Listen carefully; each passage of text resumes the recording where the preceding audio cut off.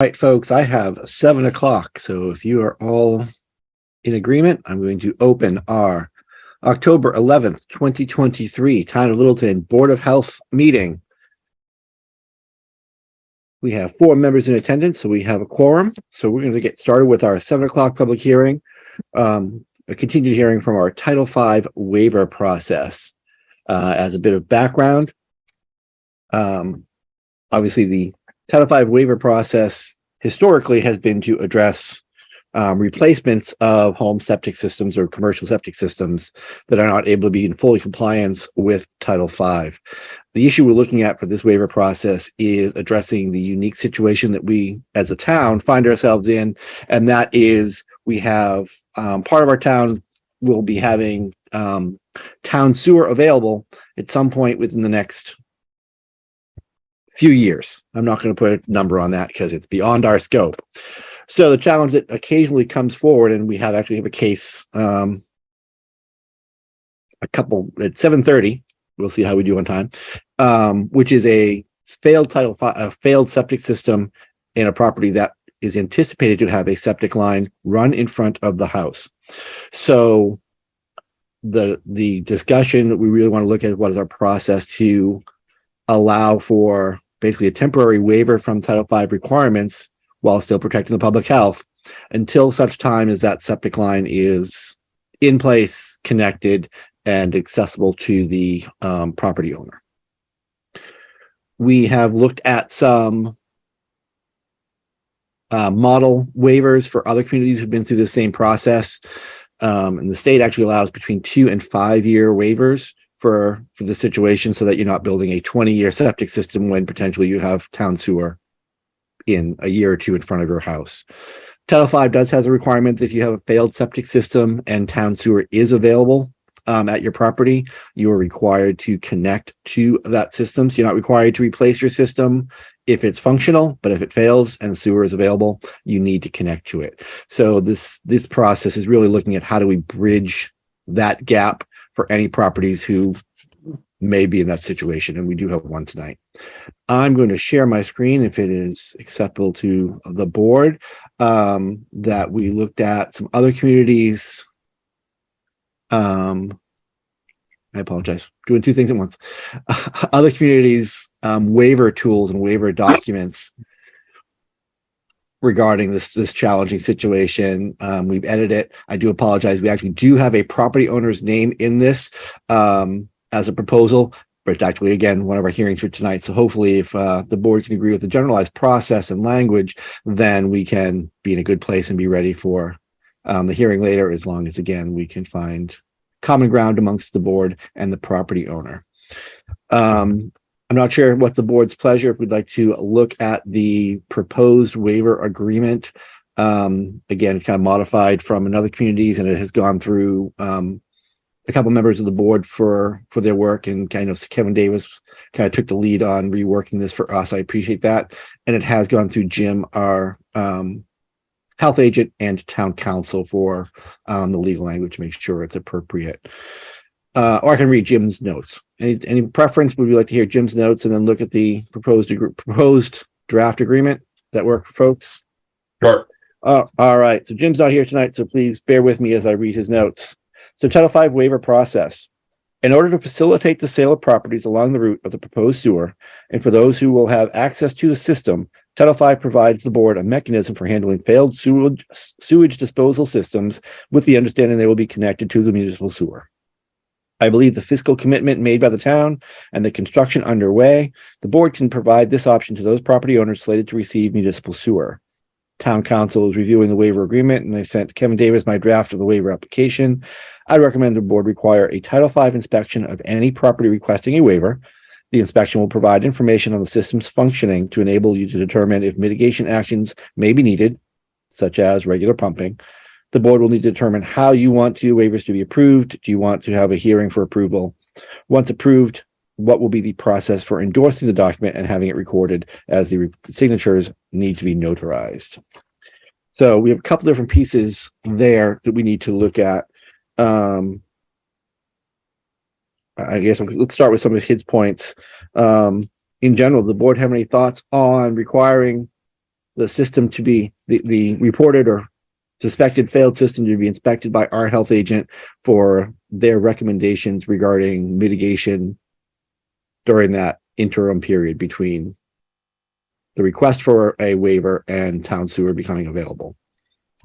So Jim's recommendation is the system is inspected by the health agent to be able to provide meaningful feedback to the board as to what mitigation may or may not be necessary during that intervening time period. Do we have that process document? Because this is the actual waiver agreement. Do we have the process document? This is all I have at the moment. Ooh. I wonder if she got it. Because I was surprised at this. Okay. I'm glancing back on my email. I may have missed it, but this waiver agreement was the piece technology has been working against me all week, so I'm not surprised. If you have it and could share it, that would be great. Let me see. Again, technology has been working against me, so let me see if I have it. Okay. 1 second. So I saw. Keep talking. That's what I'm doing. I'm letting you work. I'm going to vamp for time. So I saw Kevin Baker's hand up as we kind of talked about his recommendation for inspection prior to a waiver. Certainly from my perspective, that seems a pretty reasonable, minimally impactful, but potentially important piece. But Mr. Baker, what are your thoughts? I would like to agree with you. I think the inspection is a very important piece before granting a waiver. I think that inspection will give us insight into the current condition of the system. And as we do not have a time frame for the installation and construction of the municipal sewer, I think it's very important for the health agent to go out, inspect the system, and give advice on how the life of the system, if there is any left, can be prolonged for as long as possible to sort of help maintain that functioning for as long as we can while the municipal sewer system is constructed. All right. I'm prepared to share. Whenever you're ready, sir. Okay, let's hope it works. Don't cry. Oh no, I've been doing this all day. I've been doing this all. Awesome. Okay. So this is the application for the waiver. So here is the beginning of the process from what I envisioned, right? And hopefully the board would agree, is that you put an application in. This is with either our health agent or in town, don't know where, but then it says, here's the waiver request procedure. Waivers can be granted only for properties eligible to connect to approved municipal sewer line. Photocopy of the recorded deed is submitted as part of the waiver request. Title V inspection report. I think, Kevin, you had just talked about that and agree with what Jim was talking about there for that. Based on the inspection report, the Littleton Board reserves the right to require remedial work on the existing system. That, in the board's opinion, you can read all of that. Prior to the issuance of the waiver, the board may review the property to verify that no obvious health hazards exist. By signing the application, you're authorizing said agent to visually inspect. The waiver is transferable in accordance with the conditions outlined in the waiver agreement. And then you see upon, here's the notice of the hearing. Property must present at hearing signed waiver agreement. I check. This is something that Jim basically had, and must be submitted at the time of the hearing for the registry of the recording. Also, it's a recording fee. So basically, this will be recorded. Waive request received. Hey, thank you. The one thing that I don't see in here is that the waiver must go before the board. Now that I'm thinking about it.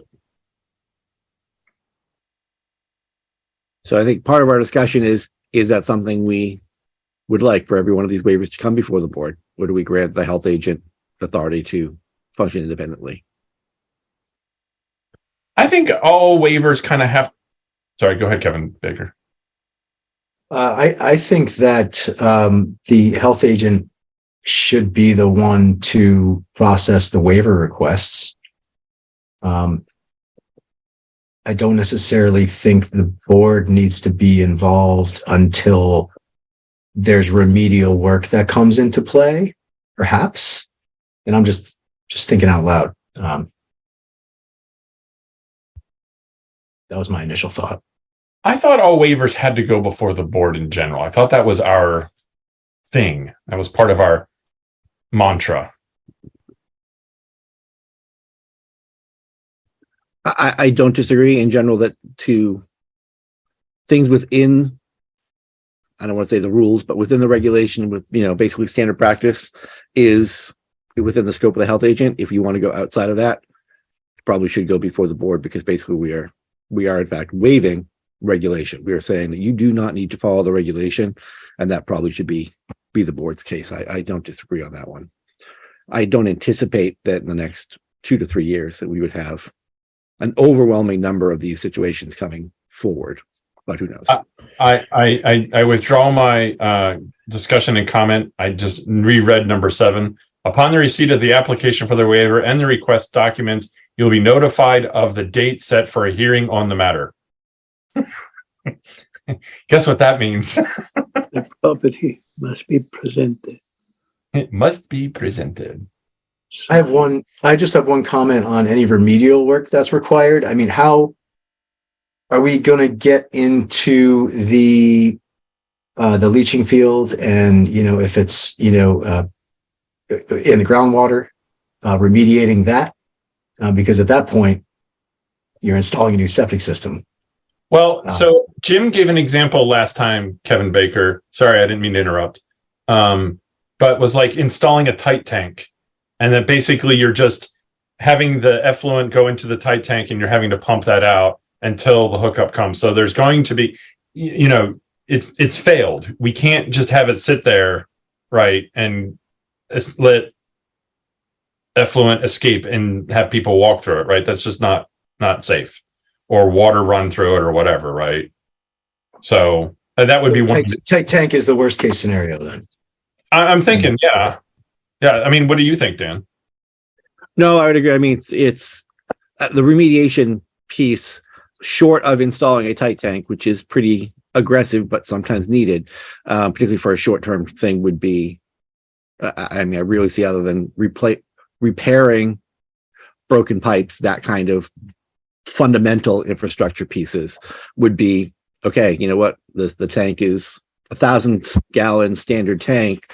Do the math, and okay, you need to pump it once a week or once every 2 weeks, kind of thing. Whatever that number is, to either prolong what's left functioning in a leaching field, or near functioning, not a tight tank, but function close to a tight tank, and that you're pumping it before it, really gets to the leaching field, whatever that calculation is.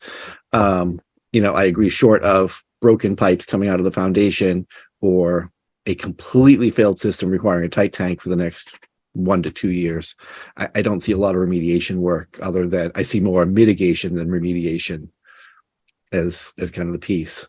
So I'm trying to figure out how to word that. As I almost say, remediation either require mediation or remedial work in the existing system. And I don't know. I just want to make sure that we can basically, we can obviously, even without it being in this process, order mitigation, or we can say, okay, the system's failed. You can't use the system anymore, and the property is no longer habitable. That obviously is not the tool we want to use, but it's always a tool that's in our resource if it never gets that far. If someone really wanted to say, it doesn't say mitigation, it only says remediation, and someone wanted to play that language piece, then we can always pull out okay, that's fine. Then therefore it's not habitable and it's a failed system and you're out of luck. Again, we never want to get that far. It just says remedial work.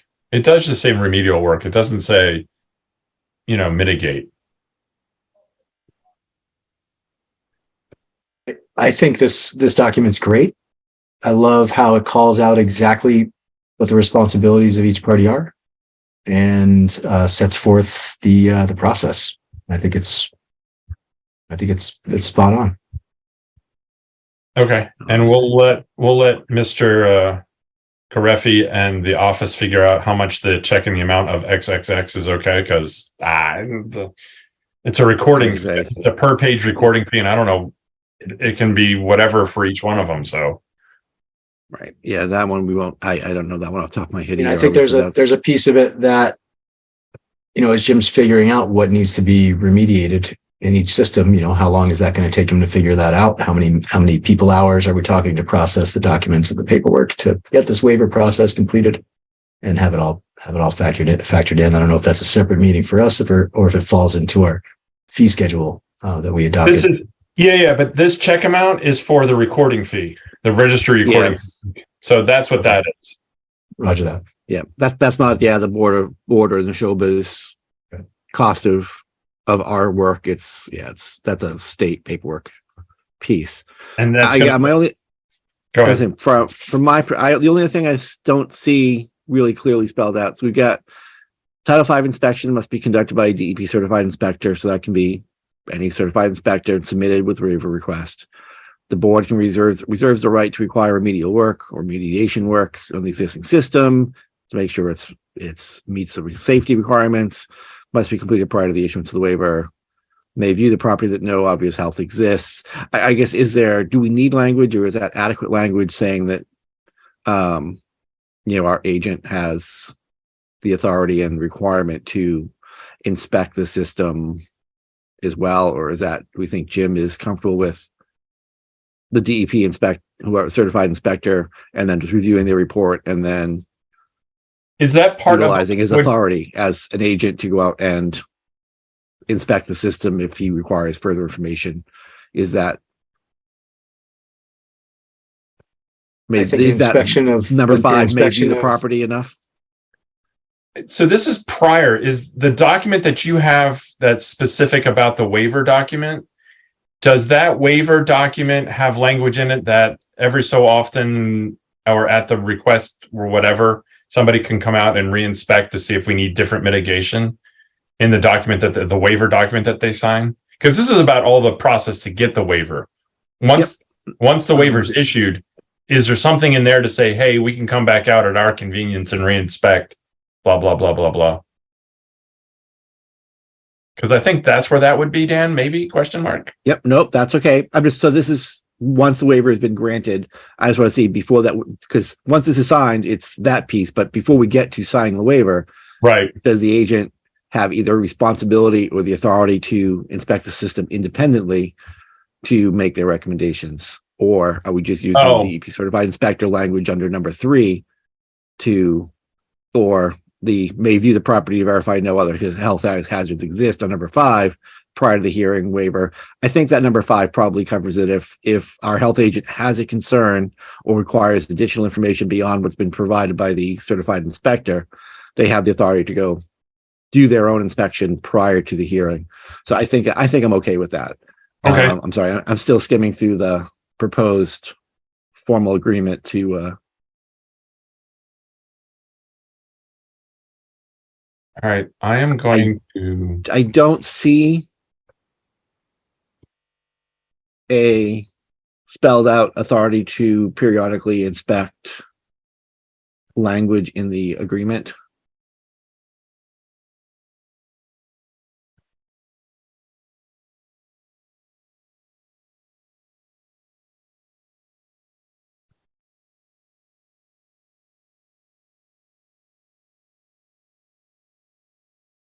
In the I'm sorry, are you on the waiver agreement itself? I am. So 13A, the highlighted piece. Yep. Notwithstanding said schedule, the Board of Health may order more frequent pumping or further remedial measures if the septic system is causing an imminent health hazard as determined by the Board of Health. Unrestricted access to the property. Yep. Thank you very much. I didn't get that far down to the bolded stuff at the bottom. I was still looking it up. I think somebody had the foresight to put that in there. They knew we were missing it. So yep, it went in there. So yeah, I would say those are. Yep. I would say that would be my only other pieces. And thank you, Kevin Davis, for that. Gino, I know we've been very, very chatty. Did you have anything on the process or on the proposed or the draft waiver agreement for the situation? Well, we are very fortunate that Jane Urafi gave us the Title V waivers process. So we have to go by that. I'll leave it up to you guys. But that is nice, sooner or later, eventually, most of that home that we have in Littleton, maybe someday they will be using the sewage treatment, because it's going to be a lot of change in the future. You know, I have friends that says, would you please connect to their place? Oh, we can't do this now. Maybe in the second phase or third phase, maybe, like you say, maybe 2 or 3 years from now. So everyone that is like, for instance, even the IBM, they will be connected immediately, because they're going to have more than 1,100 people in that building. You know what I'm saying? There's a lot of individuals, whether they have a home or a business, they wish to connect to the sewage. But for some reason or another, at the moment they say, we can't do that. If the septic system fail, you have to pay for it $40,000. That is not a way to talk to a customer. Let's see what happens. It's going to be All right. beautiful if many people will be able to be connected. How many times I mentioned to the engineers, you know, prior to these particular engineers, I says, why don't you, every street, when you put the pipe, why don't you put a T? Gino, what is it, the T? You know something? I don't like to have you here, so you better get out of here, because you're not going to take the job. You don't know what the T is, you better go home and talk to mama. All right. Thank you, Gino. Any further discussion, feedback on the proposed Title V waiver process? Well, let's see. It's up to us. I think as a package, the waiver document submitted with sections 13A and B called out gives the board the flexibility it needs to ensure the public health of the community. And I love the process document that was put together for the application. I think it's all right there and ready to be wrapped up in a bow and put into the system so folks can utilize it. All right. Any other discussion? No. I'm Enough happy to entertain a discussion. motion to adopt the waiver process as proposed. I make a I'd like motion. to make a friendly amendment to that. The Okay, waiver process and the waiver form as proposed. okay, I second. Does that Thank make you, sense? Kevin. You saved me the hair to say it myself. Oh, boy. So your motion was to adopt the Title V waiver process and the Title V waiver application process as proposed. My amendment was to adopt the Title V waiver process that Dan had mentioned, but then also adopt the actual waiver form that had all that sections and things like that, because Right. we need both pieces. Yes, Does that make sense, Dan? that makes It does. sense. So we have the process and the boilerplate template waiver agreement as proposed. Right.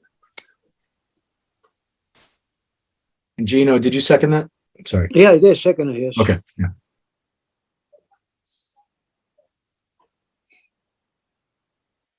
All right. I have a motion and a second. I'm going to do a roll call vote. Mr. Baker, Kevin Baker votes yes. Mr. Davis, Mr. Davis votes yes. Mr. Fratelloni, Ferraroni, Gino Ferraroni, yes. and the chair votes yes. I want All to see. right, I haven't seen you for a while, so I hope you have a sense of humor anyway.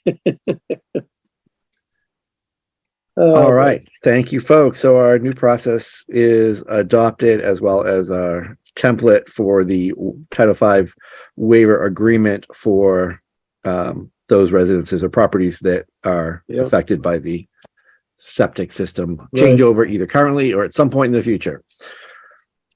All right, we're a little bit late, but we are now at 7:10. We have a public hearing for 22 Jennifer Street, requesting a permit extension for a failed septic system. One moment, let me bring folks up. I see a raised hand for Mr. Kirkpatrick.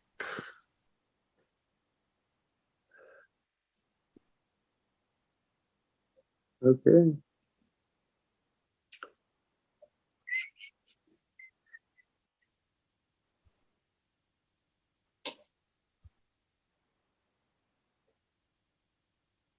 Mhm.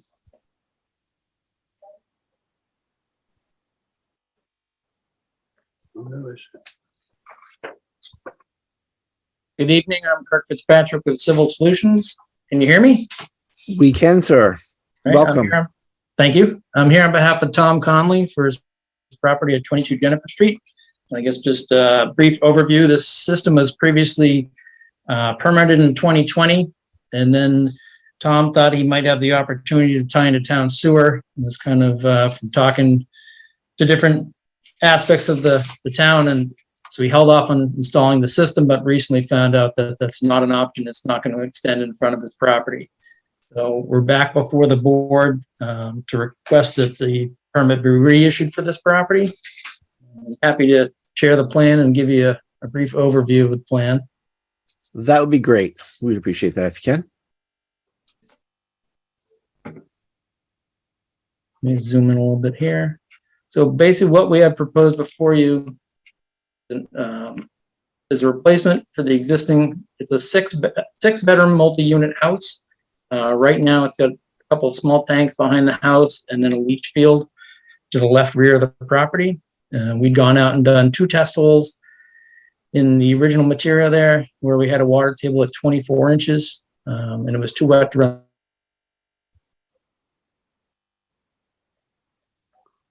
the percolation tests. We took a 7 analysis and that came back. There was a perk on record and that was 28 minutes an inch. So effectively it gets designed based on a 30 minutes an inch percolation rate.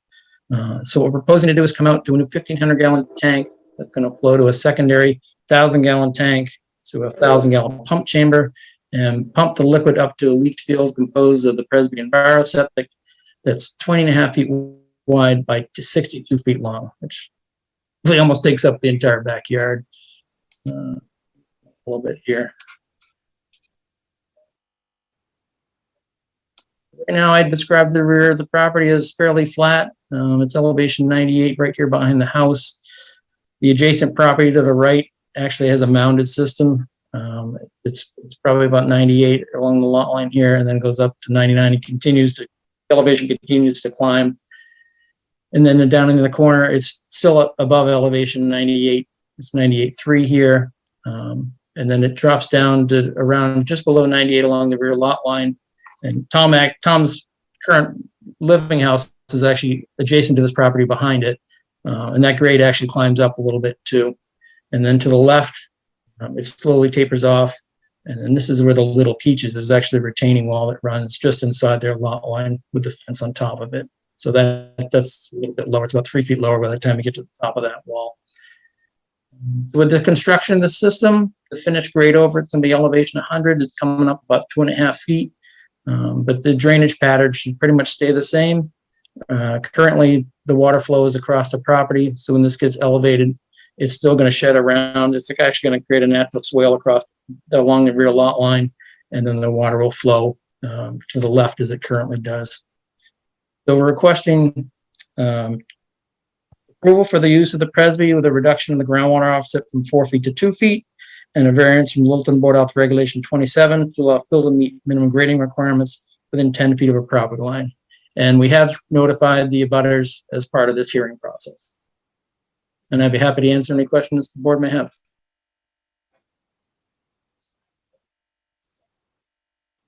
All right. Thank you, sir. I'm going to take one moment and just read Jim's notes to the board, and then we will open it up to the group. So 22 Jennifer Street.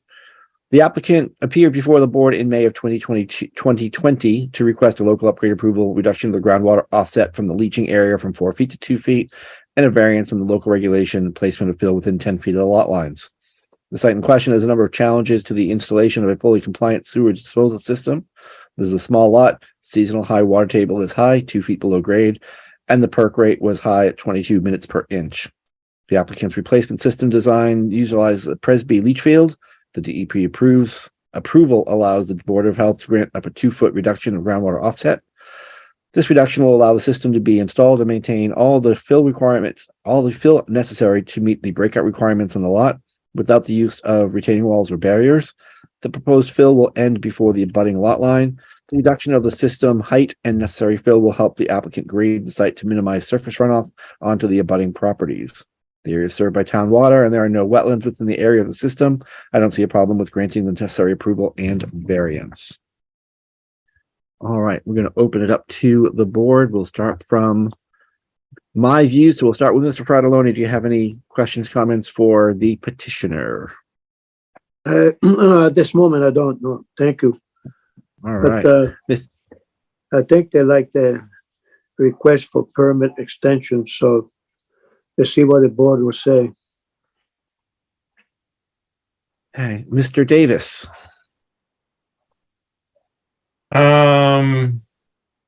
So is the system set back from each of the borders there on the property back from its, or is that one of the variances?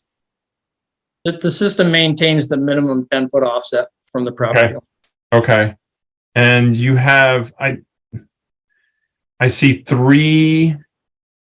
a septic and 2 pump chambers. Is that what's going on? No, it's actually got 2 septic tanks and 1 pump chamber. Basically, when you reach a flow, so that it's designed based on 660 gallons per day, it's more cost effective to put in 2 tanks than to try to get a 2 compartment. Yeah, one big honking. Yeah, and once you get over 2,000 gallons per day, the footprint of the tank stays similar for a certain period of time, and they actually just increase the depth, which pushes it further into the water table. So it makes sense to use 2 tanks with a 4-foot liquid depth. Got it. Thank you for that explanation. Sure. I have no further questions. All right. Thank you, Mr. Davis. Mr. Baker. Kirk, have you changed anything from the first time it was approved? No, it's exactly the same plan. Nothing has changed with the regulations, and I think it's the best we can possibly do here. Great job. Thank you. Thank you. All right. And the chair has no questions at this time. We do have a few folks in the audience. I don't see any hands up. Do we have any abutters for 22 Jennifer or any members of the public with any comments regarding this waiver request, particularly around the fill within 10 feet of the lot line? I see no hands in the audience. All right. At this point, I would entertain a motion if any of the members of the board would like to make one. Mr. Baker. I'll make a motion to approve the plan as presented and grant the variances as requested. I second. All right. I have a motion and second to allow a groundwater offset reduction from 4 feet to 2 feet using the Presby system and a variance to allow grading within 10 feet of the property line. We do a roll call vote, alphabetical. We're going to go with Mr. Baker. Kevin Baker votes yes. Mr. Davis. Mr. Davis votes yes. Mr. Fratelloni. Yes. And the board votes yes. I know we've just approved this as a traditional variance request. So I know this originally came before the board at our last meeting for an extension. The variance, the permit had expired and had been requested as a extension. I think under the circumstances where they've notified the abutters, we reviewed the case. I take what we just voted on as granting a new variance so that it should be our standard 2-year piece as opposed to what really would account to be a 6 or 7 month extension, I believe, at this point. So hopefully that is acceptable to the contractor and the engineer and the property owner, that this is a full variance as opposed to an immediate extension of the previously existing one. Right. So certainly it gives you some more flexibility. I know they're on a timeline to make this happen quickly, but it does at least open up the flexibility for the property owner as well by eliminating a little bit of that timeline for them. So Mr. Fitzpatrick, hopefully that's okay with you, that you have a full variance as opposed to an extension of the previous one. Yeah, no, that should work. I think he's planning on putting That's in the next month though, so I don't get you, so. All right. So yeah, as I appreciate say, I didn't think it would make a difference, but I just want to make sure that we were clear on what the motion was that we passed, and I would take that as we granted a traditional full variance request starting from today. So, all right. Thank you very much, sir. We appreciate your time. Good luck. Thank you. Hope Have a good the night. property owner does well. We appreciate your work. Thank you. All right. Again, a little bit behind schedule, but we're at our 7:20 continued public hearing for 37 Dogwood Street. Hearing basically a order of correction review. I do see Attorney Gould in the audience as the representative of the property owner. Do we have anyone else in the audience who is interested in 37 Dogwood? I don't see any hands up.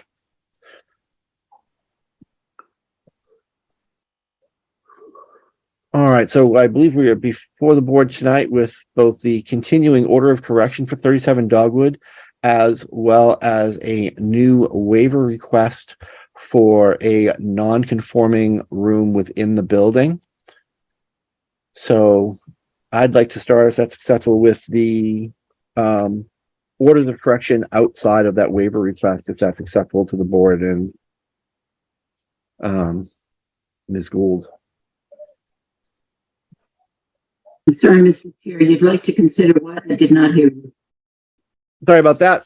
Losing my voice a little bit. I was going to start with the orders of correction outside of the variance request. So I believe our last two items were a window that needed repair and moisture in the basement. It sounds like there was a plan in place about to be complete, if not already completed, that certainly it's in process that the board can consider, and then we can look at the waiver request for the non-conforming room.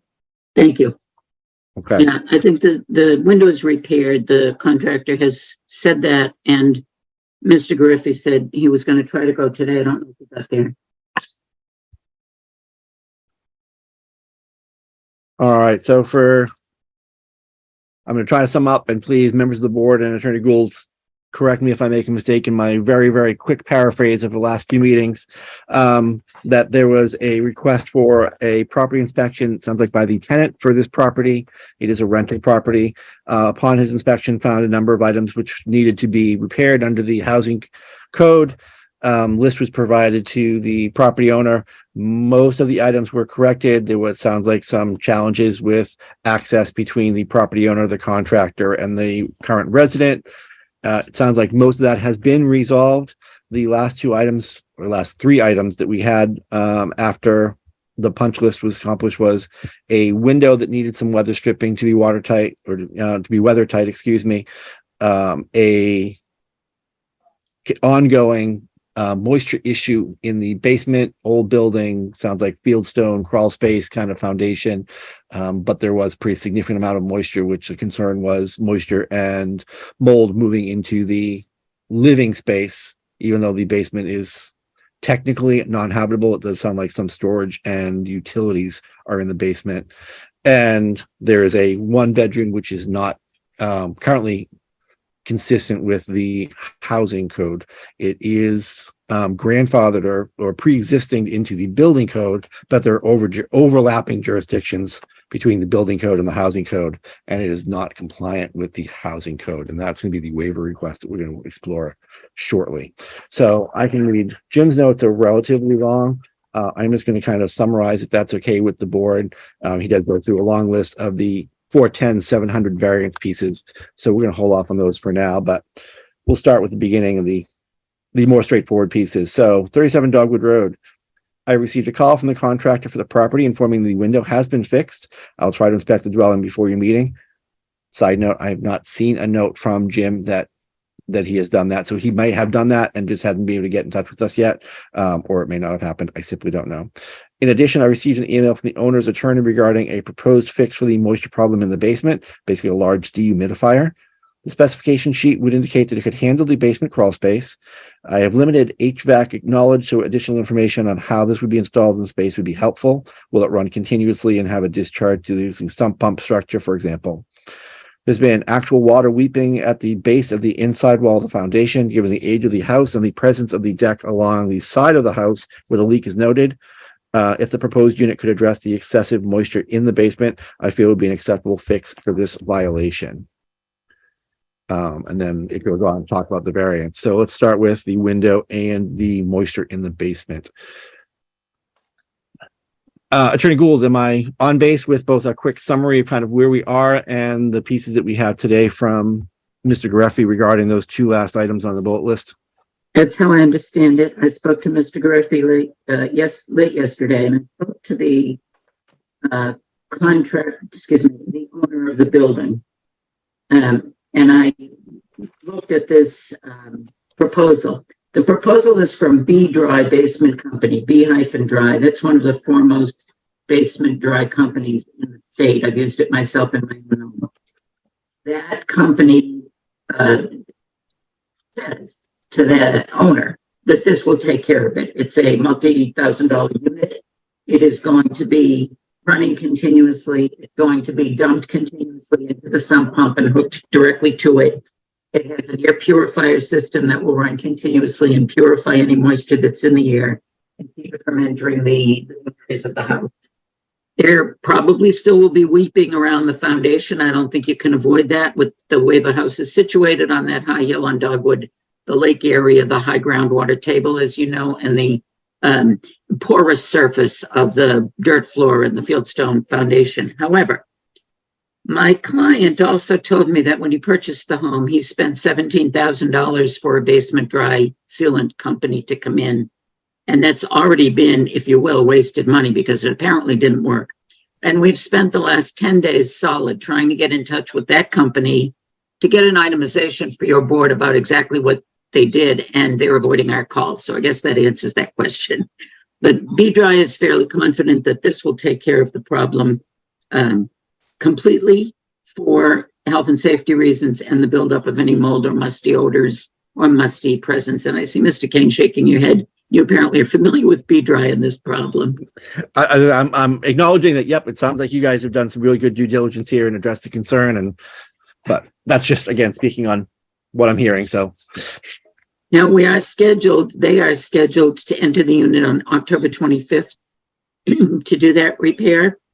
I cannot guarantee that the tenant won't preclude their entry, but we will work diligently to try to get them in there. Today, it is scheduled for October 25th with B-Dry Company, with the tenant having received notice. Okay, great.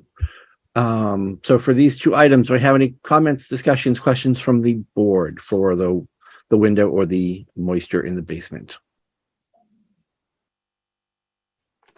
See nothing. Do we want to address these as two separate issues? So right now we have the orders of correction for those last two items. Sounds like for the window that's been addressed. We have a date for the install for the basement moisture dehumidifier system. Do we want to recognize it with a preliminary acceptance that the orders of correction have been completed pending inspection by Mr. Gareffi after October 25th or whatever date, if that date changes, but with Attorney Gould or the property owner's representative contacting the board or our board's agent, Mr. Gareffi, to make that final one. But would we like to continue the orders of correction hearing, or would we like to give a preliminary resolution pending his inspection or some other action as the board may desire? Mr. Davis, I saw his first. I personally would like to see a continuation of it, just to kind of keep our finger or pulse on what's going on. That way we hold everybody accountable to come back to the board and just report on what's going on. And then we'll go from there. That's my opinion. Okay, Mr. Baker, I did see your hand. I will say that our next scheduled board meeting is in fact on October 25th. So that would we like to continue this to the hearing after that?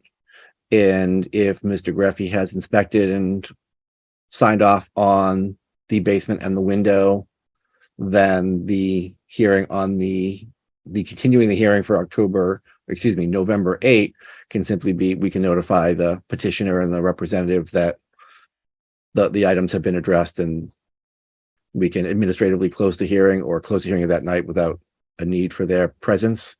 Is that a reasonable piece? I only because if we continue to the 25th, then we probably are not going to have a resolution from Mr. Greffy, and we're going to be in the same place we are today. Hopefully it will be installed on the 25th and it's done, and we may have everything great. We just may not, and I would hate to, again, as much as we love seeing Attorney Gould, we don't want, she's been on Zoom with us a lot. I'd hate for her to be there without having anything to be able to offer, simply because of the way the calendar fell. So I'll make a motion to continue until November 8th meeting. Thank you. We're also on, in my other ear, I'm listening to an emergency synagogue meeting about security in our synagogue in Clinton. So I appreciate this. We're scheduled to have a full meeting on the 25th on that. Well, it's a horrible reason for the schedule to work out, but I'm glad it's going to work out. So thank you. So I have a motion to continue to November 8. Do we have a second for that? For the second. Yep, Mr. Davis is seconded. Okay, so for these two pieces of it, I have a motion and a second to continue the orders of correction for those two pieces till November 8. Roll call vote. Mr. Baker. Kevin Baker votes yes. Mr. Davis. Mr. Davis votes yes. Mr. Fratelloni. Yes. And the chair votes yes. So we'll continue the hearing for those two items until November 8th, with the understanding that if our agent has inspected and signed off on those two corrections, that we will be able to we'll be able to notify the petitioner that those pieces have been met, and we can administratively close the hearing when we come back without need of representation. All right, so that brings us to a second portion of 37 Dogwood, and that is a waiver request for a non-conforming bedroom. The non-conforming portion is the bedroom is ceiling height was below the requirement under the housing code. There is overlapping jurisdiction under both building code and housing code for room sizes in general and ceiling heights. The building code does have a pre-existing dwelling component of the regulation, and the building commissioner has done their inspection and, as a pre-existing structure, has basically said this is in compliance with the building code. The housing code has similar dimensional requirements. However, it does not include a pre-existing structure language. So for this to be considered a habitable space, it needs either to be not considered a habitable space or have a waiver granted for the space. If the board's pleasure, I can read the highlights of Jim's notes for the variance request. We can hear from Attorney Gould as the petitioner's representative, and then the board. And again, I don't see any hands in the audience for the occupant, who would probably be the only other really interested party, or any other members of the community who may have anything to share. Just a point of order, Mr. Chair, forgive me, Of but course. I have not seen Mr. Griffith's notes, and I think that in a hearing of this magnitude, that should have been furnished to me in advance, but I'll listen real hard and see if I can identify. Okay, well, I will do my best, and certainly if this is a concern, then and I apologize, Mr. Greffy is, again, not only our health agent, he's health agent for a number of communities, which is, we unfortunately, as our schedule and his schedule works, we only have to have him present for our meetings pretty much every other. So here's his notes for the variance side of things, and we'll see how far we get. Hopefully we'll find it acceptable and we can resolve this tonight for everyone. The approval of the variance seems reasonable. I did not find the current ceiling height makes the room unsafe, and there are 2 windows in the space for light and natural ventilation. The attorney for the owner proposed an expiration date for the requested variance for 1 year. I also believe, this is sideline from his notes, I believe in your letter actually, or vacancy of the property, whichever is soonest. Bouncing back to his notes, I apologize for the interruption. This also seems reasonable, as will allow the owner and the occupant time to address the continued occupancy of the unit. If the decision is to allow the continued occupancy of the house, the board will have an opportunity to review the matter. Basically, if the occupant leaves and the property owner decides to re-rent it to a new occupant, at that point, they would basically have to come back before the board to request a new waiver for that space. There was a question from Mr. Greffey. I'm a little confused with the answer to the question on the insurance in the attorney's letter. If there is insurance in the property, one of the conditions for granting a variance is getting written confirmation from the carrier that full coverage will be maintained even if the variance is granted. So there is a long list under 410-700 variance requirements. At the pleasure of the board, would you like me to read through them? I'm happy to, if the board would like to, if you've not read through 410-700, the variance requirements, both those things that we cannot vary, and then if we do choose to vary, the things that need to be in place to allow that to occur. I can read the piece for Mr. Greffey's insurance question. So we have the list of items where we cannot vary. And then we do have under section B of 410-700, the board may vary the application of any provision of 105 CMR 410-000, except those conditions listed in 105 CMR 410-700A, those things that we cannot change. So those things that if it's not included, anything we cannot waive. If it's not included there, then we can waive it if. And I'm going to skip down to 410-700B, number 3. When insurance is utilized, the applicant has provided written confirmation from the insurance carrier confirming the continuation of full coverage if the minimum health and safety provisions are varied. Again, not being town council or an attorney, the way I would read that is the concern would come that an insurance company would see a property that has a waived habitability requirement and potentially say, well, that does not meet CMR, and that is not something that we would like to continue insuring. I believe that is the way it's written, and the reason is that they want to make sure that insurance, that both the petitioner and anyone else is covered under the insurance if the insurance company says, well, wait a minute, we didn't know that property had a housing code waiver in place. We are not going to cover it. Again, not being an attorney, but just I believe that's kind of the intent, that the insurance company not being necessarily aware of a variance, a housing code variance being in place. And that is the rationale for having the insurance company basically acknowledge that we have been notified that a variance is being in place or been requested for a property that we insure. And we are okay with that, and we will continue the insurance.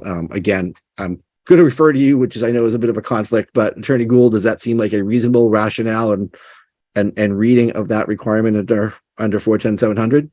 Actually, what I read was if it's health and safety related, then it would be essential to contact the insurance company. The ceiling height is not a health and safety issue, as I read the health and safety considerations in the section that you've called out. Quickly here, but it says,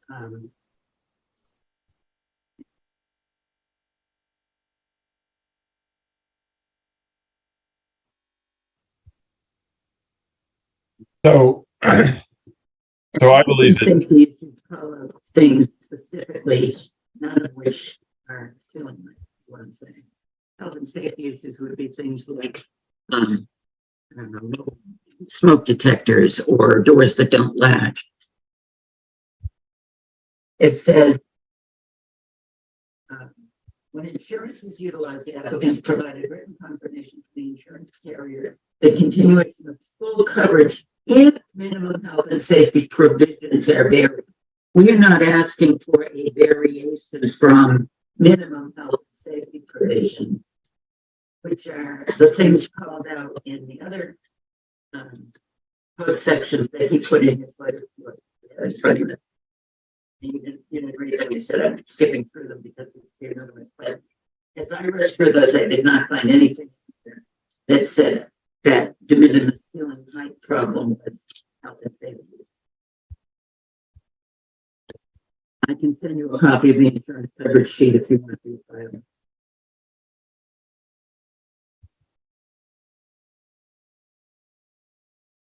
file. So at this point, let's go through the board and see if the board has any comments or questions, and then we can kind of visit that piece. I think that's going to be a bit of an interpretation of what does health and safety provisions mean.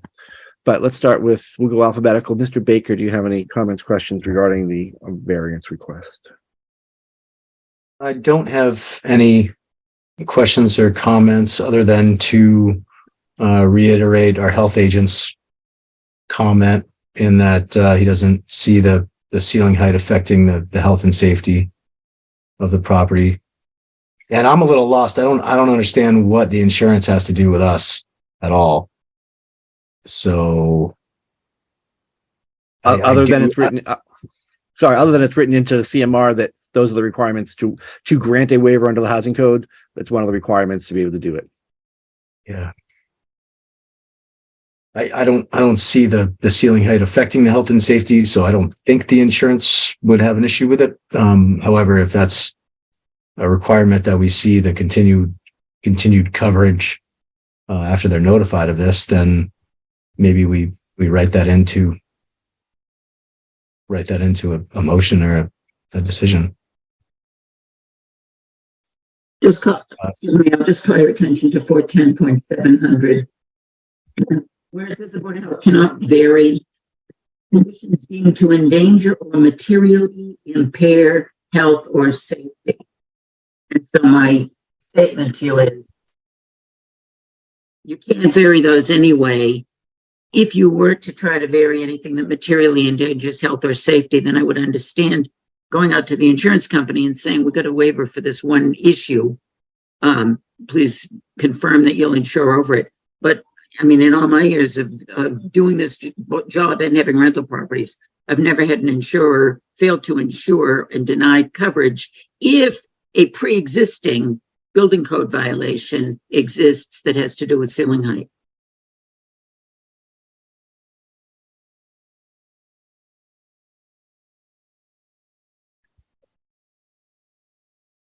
All right, Mr. Davis, any comments, questions, concerns?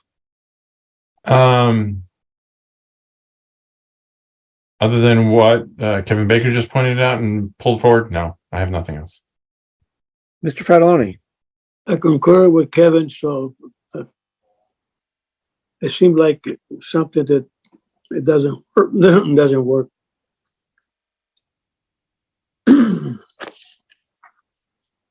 We'll find out November 8th.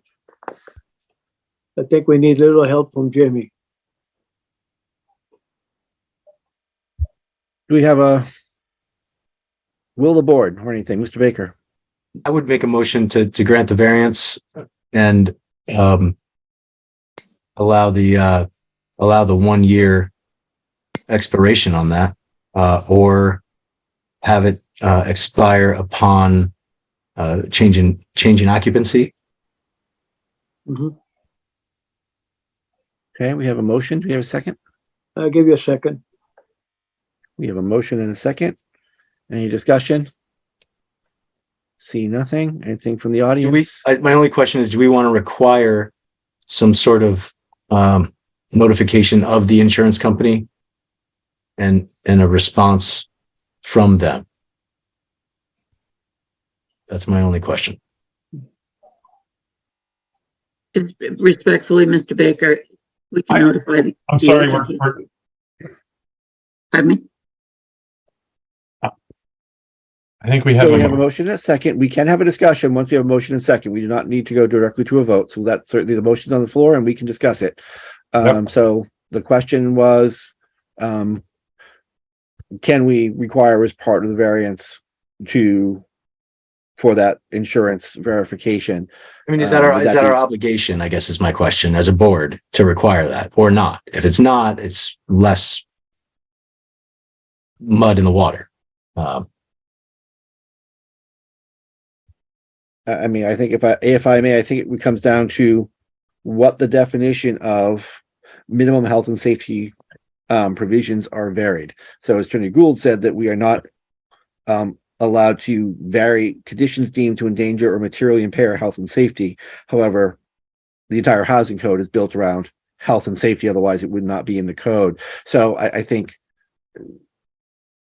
built right in here, it says we both can't vary if we use Attorney Gould's language of health and safety, and also that we can vary health and safety because the entire housing code is built around health and safety. So I think being a good attorney and working on behalf of her client, she is being appropriate and spelling that out. I think in the spirit of it though, that it's recognizing that there are certain material things that we cannot waive. We cannot waive. There's no roof on a building that is materially, we simply can't waive and say that's acceptable under the housing code. But basically anything else that's in the housing code is considered a health and safety piece. And those things are that we can vary, again, assuming they're not in that first 6 items that are listed that we simply can't. So I think it really comes down to how do we measure or how do we interpret health and safety provisions that we are waiving. And again, I don't disagree with Mr. Baker's impression of insurance is not necessarily within our purview, except that, the General Court of the Commonwealth has decided that under 410-700 Section B, number 3, if we choose to exercise our authority and under these regulations to waive a regulation, then that is one of the things that we need to make sure exists. So they have put it on our plate as something that we need to think about, even though I admit as a little nurse, public healthy kind of person going, I'm not that concerned about it. So I think a strict reading of this would be that if we chose to vary it, we would need documentation from the insurance company that they are aware that part of the property is not in compliance and has had a variance granted. I think that would be the most strict reading of it. But really, again, it's at the pleasure of the board. I'm not going to throw myself in front of the I'll train. stick with the motion that I had, but I'm thankful for the conversation. Mr. Davis, you did look like you had a question before Mr. Baker. Good. Okay. All right. I don't see any hands in the audience. Let's do a roll call vote. Mr. Baker. Kevin Baker votes yes. Mr. Davis. Davis votes yes. Mr. Fratellone. Yes. And the chair votes yes to the motion. So we have granted a waiver for the housing code requirement for room ceiling height for the room discussed, and with a 1-year timeline or vacancy or change of occupancy in the building, whichever is soonest. That sound acceptable, Attorney Gould? It's fine with me. All right. Thank you. Great. All right. Thank you so much. We appreciate your support and understanding through this process. This is a new one for lots of us, so we I thank appreciate the board for your patience. I know it's been hard. and cooperation. Thank you. All right. Thank you, ma'am. And yes, we will have Brenda and or Jim get in touch with you as soon as we have the checkoffs on those last 2 items so that we can resolve those last 2 orders of correction. Again, thank you. All right. Thank you, ma'am. Have We a good appreciate night. it. All right. With the board's indulgence, give me one moment to figure out where I am on my list again.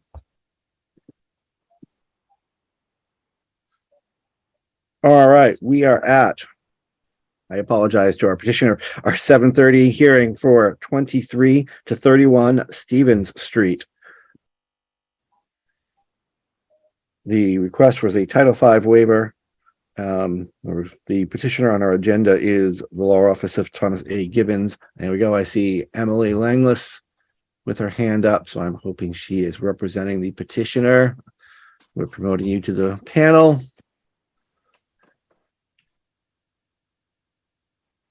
Good evening. Welcome. Welcome to the board. Sorry for a little bit later than scheduled. We appreciate your patience. No worries. Thank you. So yes, Attorney Langlis, from the law office of Thomas Gibbons, here on behalf of Thumbtack Realty Trust, the owners of 23231 Stevens Street. I appreciate you guys hearing our request tonight. I understand that the process has kind of just been finalized earlier tonight, but we do have the sellers have a sale coming up, and the closing is basically waiting on this waiver. So we would like to get it started as soon as possible. So the system has been initially inspected by RM Rada for which we've sent a preliminary report to you guys. The system has also been inspected by a certified inspector. We are currently waiting on that final report to be issued, and we'll send it over to the board as soon as it is received. But we do believe that the function of the system can be maintained while we await the town sewer system to be installed at the property. And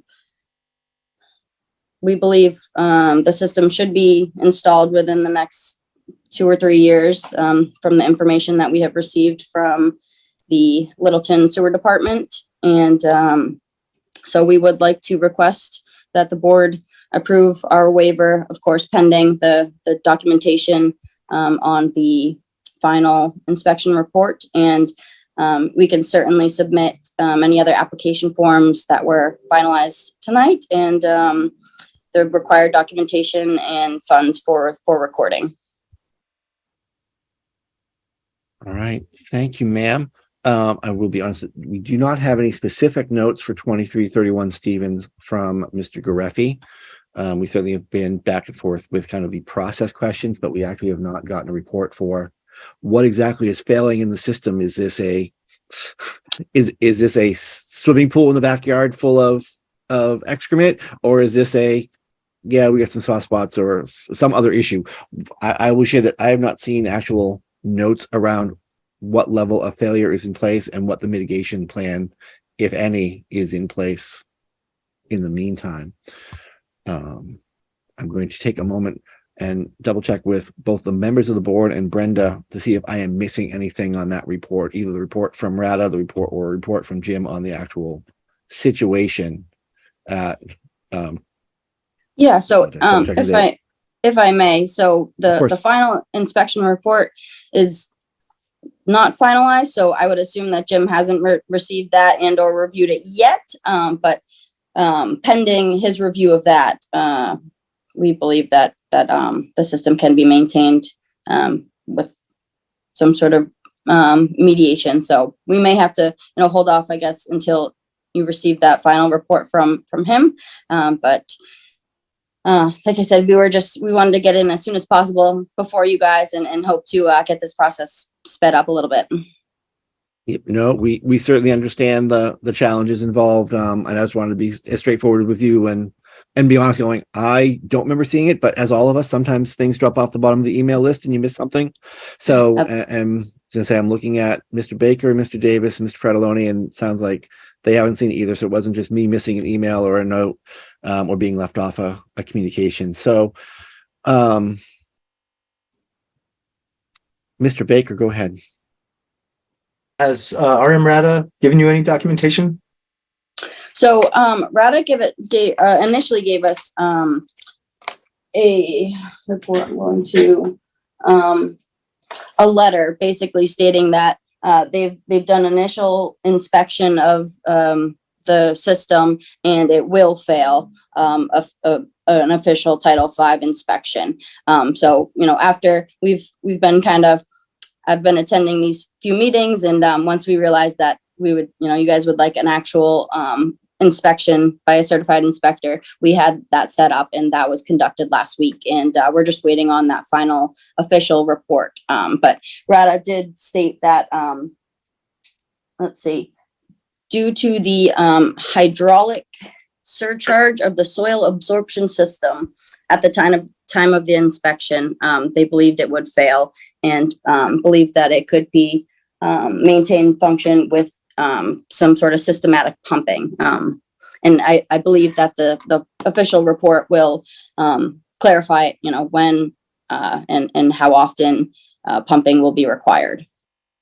So, Mr. Chair, it sounds like to me is they need to submit that paperwork we just approved with their report, and then we need to look at it with Jim, or Jim needs to look at it and figure out the plan to keep it sustained and maintained while the sewer connection gets brought to the front of the property. That was a wonderful summary, Mr. Baker, and I think I would agree with that level of information required for us to make a meaningful, appropriate decision. Okay. Any other notes, comments, discussion from the board? Go ahead, Gino, you raise your hand. Nope, I think he's talking to somebody else. Mr. Davis, go ahead. So I actually did download on the Littleton water and sewer and whatever on their sewer page. They actually have the CDM prints for where the sewer is going in. So if any of us want to sit down and curl up with about 75 pages of prints, as I just did, I pulled up Stevens Street, and Stevens Street is going to be sewered. So this is a good thing. We've confirmed it. The really interesting thing on this whole thing is that this piece of property, if I'm looking at it, is super tiny. Like this, I think, is where Middlesex Vet is, and the comic store or comic shop that was right there on the corner. It's right on the corner before you take the turn onto Adams Street. Is that the correct place? That is correct, yes. Oh, okay. All right. So perfect. So I know where this property is. It's Okay. the block. Yeah, exactly. Yes, exactly. It's the block. Yeah, the little ancient sign that's over the top of it. Yeah, you're spot on. Okay. So yeah, where this is, that's going to be fun to try to figure out. So yeah, getting more information, getting everything that Mr. Baker has said. So said, and I'll be quiet now. Okay, I see no other discussion from the board. I'll entertain a motion. Do we want to continue this hearing to October 25th, our next scheduled hearing, with the anticipation that the DEP certified inspector for the petitioner will have completed their report, submitted it to our health agent, and we'll be able to get feedback and specific requirements. Again, since this waiver agreement is a little bit more structured than some of our other waiver agreements, which actually very specific requirements for the mitigation plan and inspections. So we just want to make sure that we're very clear that we don't perhaps grant a waiver pending kind of thing. I think this one we want to be a little bit more active about. So, but I will take the will of the board. Mr. Baker. I'll make a motion to continue until our October 25th meeting, in hopes that the inspectors can submit the report by then, and maybe we'll have our first official application waiver application in hand with the report, and we can have a really meaningful and exciting discussion on October 25th. Second, I have a motion and second. Roll call vote. Mr. Baker. Kevin Baker votes yes. Kevin Davis. Kevin Davis votes yes. Gino Fratelloni. yes. And the chair votes yes. Attorney Langlis hopefully understands that, we're trying to do our due diligence here. We certainly understand the timeline that the petitioner is on, but I hope you can share with them that we understand, but we want to make sure that we are doing our job as well. So hopefully in 2 weeks, I know it's an impact, but hopefully it won't be too impactful for them to continue this. Yeah, thank you. Thank you for your time tonight. And we will right. see you in a few weeks. Great. Thank you, ma'am.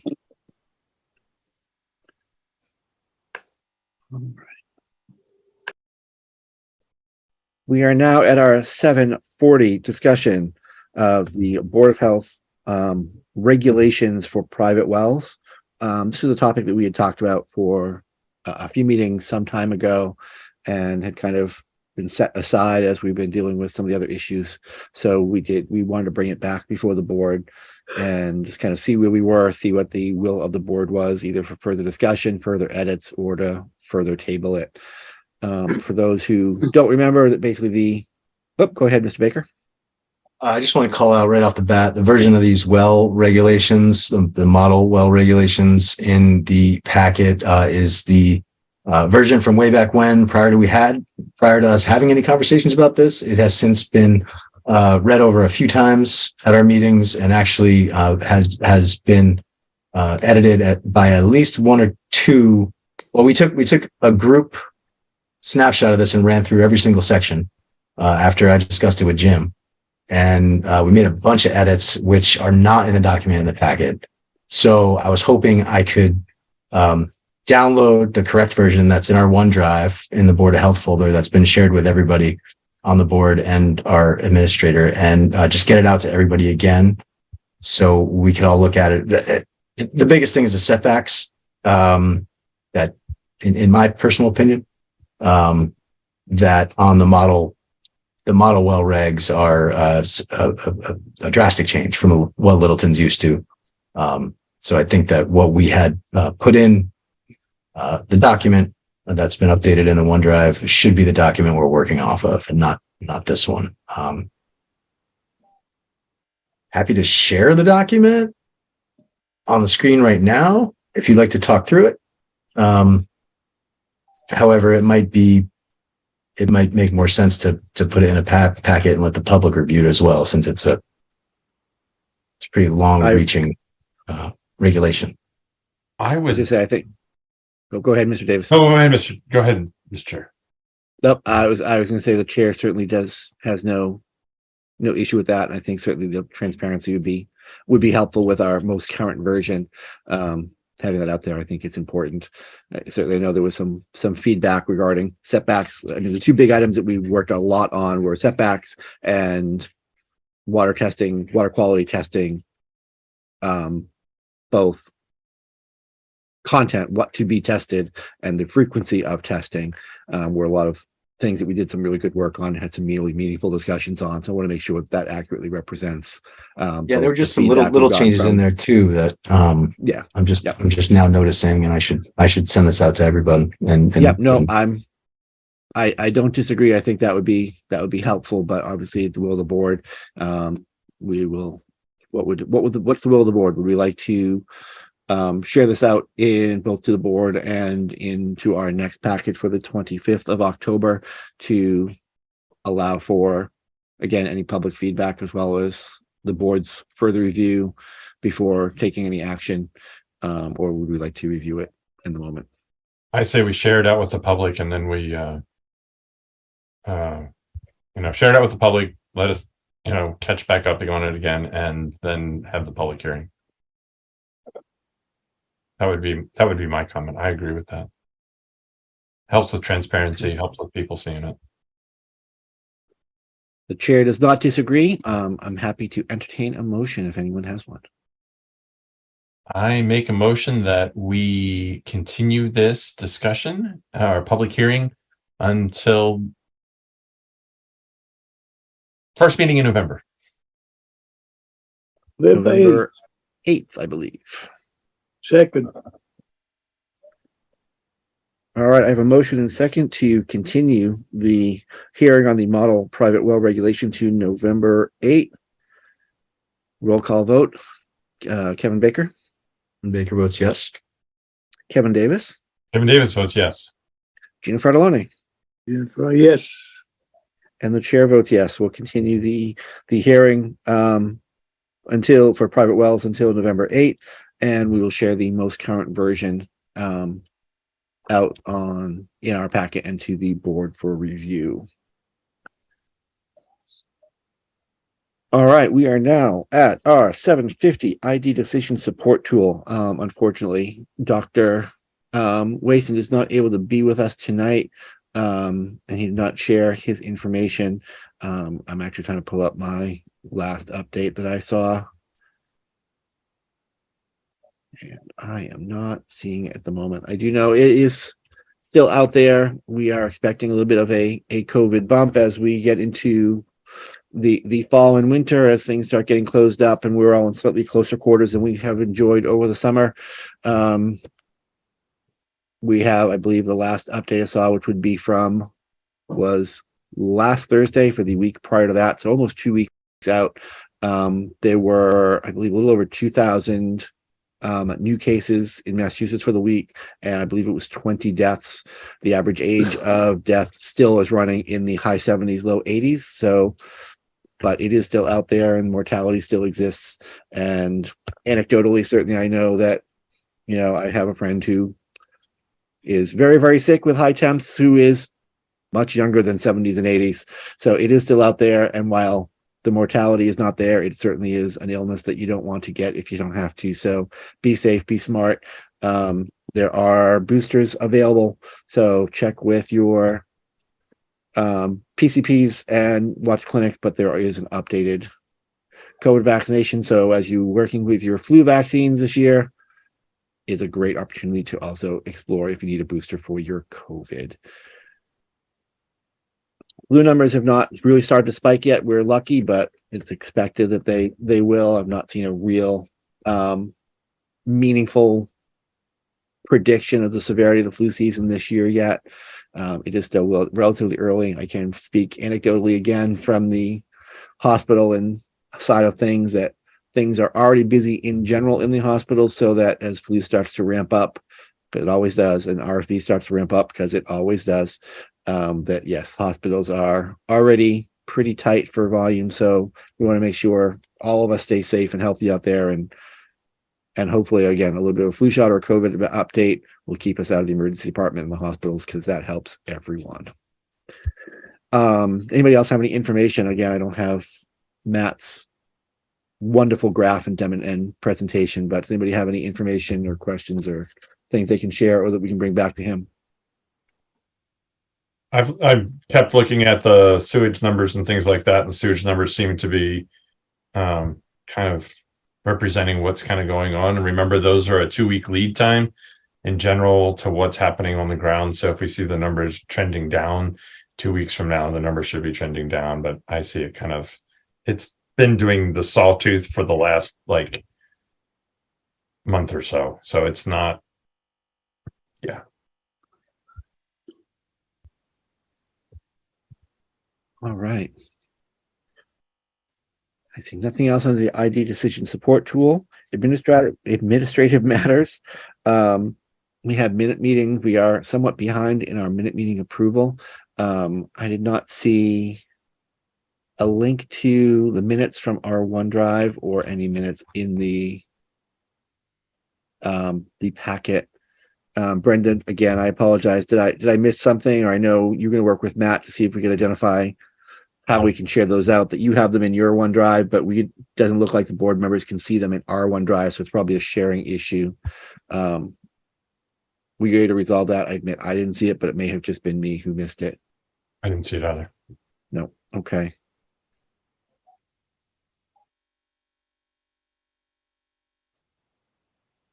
All right. We are behind in our minutes, which is a concern.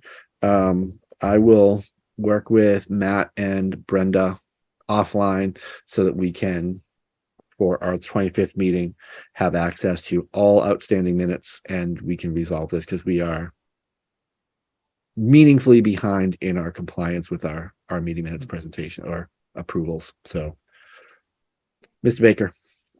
Yeah, I went to go look for them in the OneDrive, didn't see them, and I'd love to just have a chance to go through them and get them all approved so we can get back into compliance.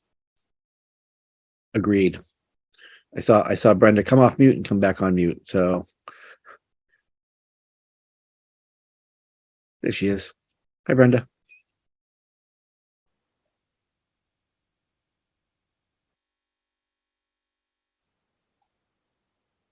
Maybe not. Okay, we will work with Matt as our OneDrive expert. We'll talk with IT if we need to, and Brenda, to make sure that we can get access to the minutes that she's worked really hard on, just so that we can review them, approve them, and get up to date on that. Do we have any correspondence or member updates? Mr. Baker, anything? Mr. Davis? Nothing this time. This time, Mr. Fratelloni. Nothing. All right, and other than get your flu shot, get your COVID update. Happy Emergency Nurses Day to everybody. I see no members of the public in the audience, so I don't see any public input or open mic time from our public participants. If anyone has any other issues, thoughts, concerns, or anything that we either want to bring forward to the board or put on the board's radar to work on, I will entertain a motion.